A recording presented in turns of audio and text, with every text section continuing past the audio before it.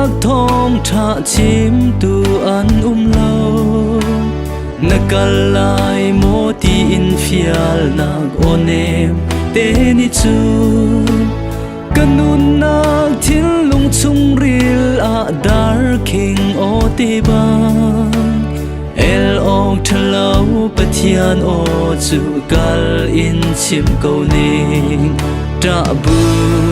le mit khi kha bu in chuk la thau le tu la mong tang zong a kal ko ning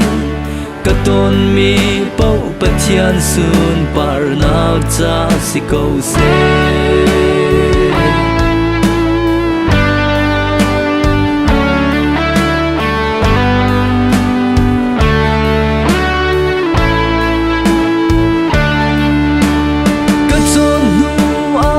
chim te lai ti in ka ti a chaman lo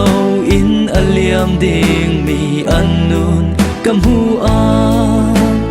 ka khai suwa lai mo ka boy pa mau ses na man bang ngay chun ka an kanun mang in naram kau ter ko ta bu le mi khi kha bu in chuk le thau le tu le mong tang zong a kal ko ni ka ton mi pau pathian sun par na cha si ko se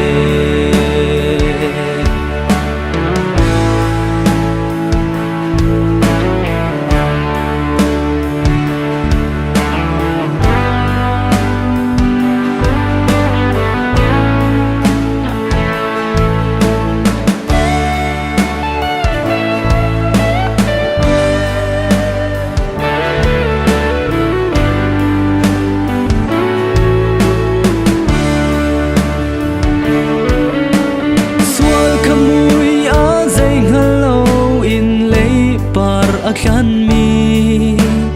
an dong nak ding kam hu tik a kanun a trap e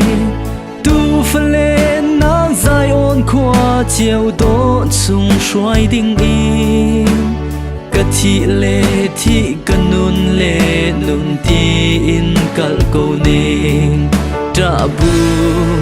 le mi khi kha bu in thau le tu le mong tang zong a kal ko ning ka ton mi pau pathian sun par na cha si ko se ta bu le mi khi kha bu in chuk le thau le tu le mong tang zong a kal ko ning ka ton mi pau pathian sun par na cha si ko se ta bu le mi thi kha bu in